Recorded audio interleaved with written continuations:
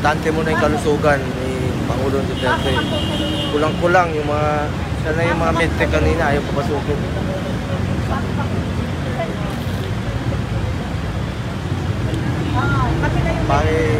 Nakikiusap po ako, pagdasal po natin si Pangulong Duterte.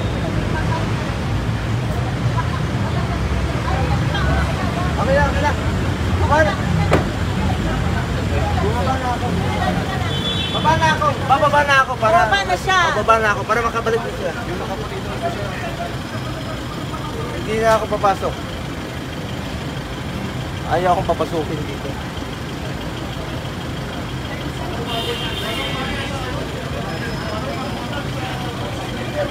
Notary lang siya. Iwan niya yan. Notary lang.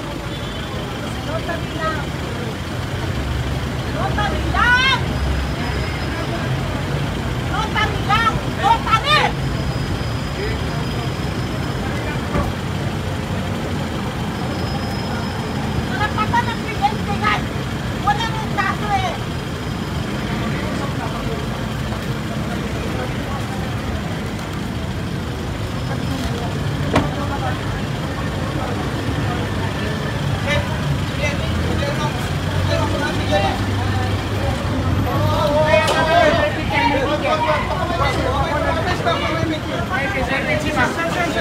Sir, asahin ko lang yung pala. Huwag niyo pa ba yan? Si Atty. Sir. Yes, sir. Nakibukas na lang, notary na lang.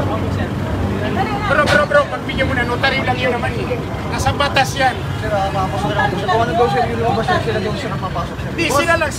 Sandali lang, tiniente. Sandali lang, may usapan naman tayo. Yung notary lang. Notary lang. Yun lang. Usapan naman tayo, yung notary lang. Notary lang ang papasok. May usapan tayo. Ano po muna kayo? Notary lang. Pakiclear lang po. Okay, sir.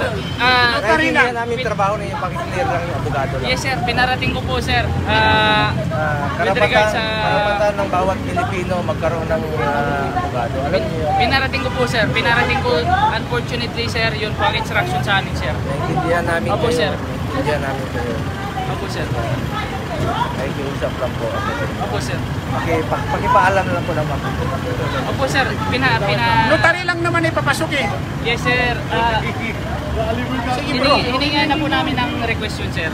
Kami, sir, wala kaming intensyon na i-obstruct, sir, ang batas. Pakipaalam na lang po. Opo, sir. Pinaalam ko na po, sir. Pinaalam ko. Karapatan ng bawat Pilipino yan. Pinaalam ko na po, sir. Ano raw dahilan?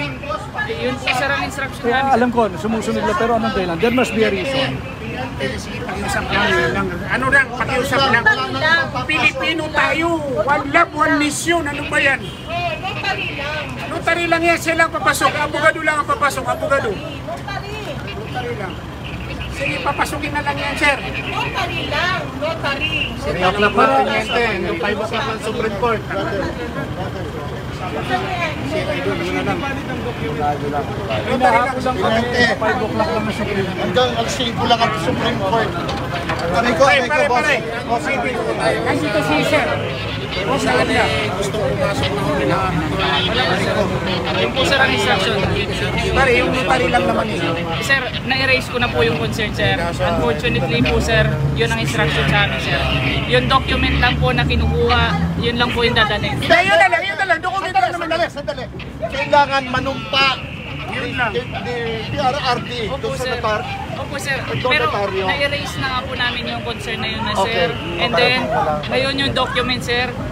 Yun na lang. Yung document, sir. Yung document, sir. Dali na, sir. Padali niyo yan. Iparating mo na lang doon. Opo, sir. Naiparating ko na po, sir. Sama natin si Madam. Susunod naman kami sa inyo. Opo, sir. Opo, sir. Ano po muna tayo? Papasok na natin. Dito na po kayo. Mga sirs. Sir, papel lang naman. Mga dito na po kayo. Dito. Papel lang.